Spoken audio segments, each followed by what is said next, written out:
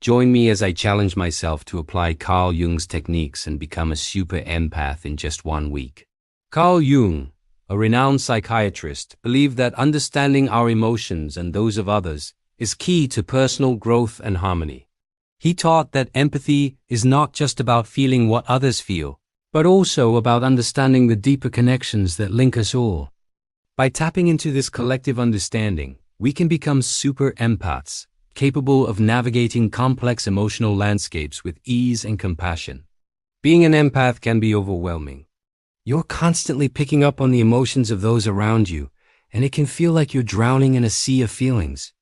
One minute you're fine, and the next you're hit with a wave of anxiety or sadness that's not even yours to begin with. It's like having a permanent, invisible antenna that's always picking up signals from the people around you.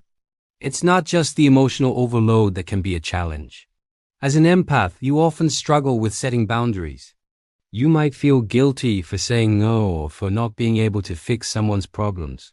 You might even feel like you're losing yourself in the process of trying to help others. It's a delicate balance between being compassionate and being drained. Empaths also have a hard time distinguishing between their own emotions and those of others. It's like you're constantly trying to decipher whose feelings are whose. This can lead to confusion, anxiety, and a sense of disconnection from your own emotions. You might feel like you're living in a constant state of emotional limbo.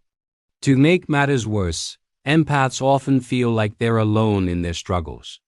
You might feel like you're the only one who's experiencing this emotional chaos, like you're somehow broken or defective. But the truth is, being an empath is a gift, and with the right tools and understanding, you can learn to harness your emotional sensitivity for positive outcomes. According to Jung, our emotions are connected to a shared reservoir of experiences and archetypes that are part of the collective unconscious.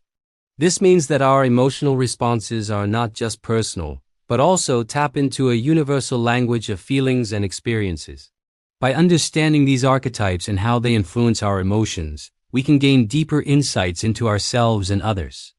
For example, the archetype of the mother is associated with nurturing and care, while the archetype of the warrior is associated with strength and courage. These archetypes are present in our collective unconscious, and they influence how we experience and express emotions. By tapping into these archetypes, we can access deeper levels of empathy and understanding.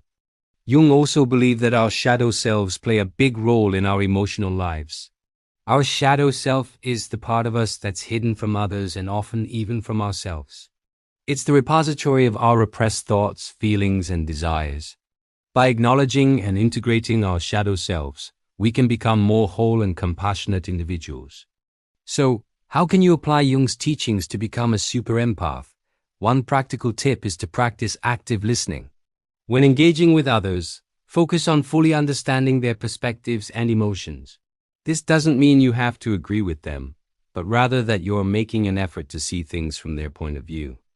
By doing so, you can create deeper connections with others and develop a greater sense of empathy. Another tip is to set clear boundaries.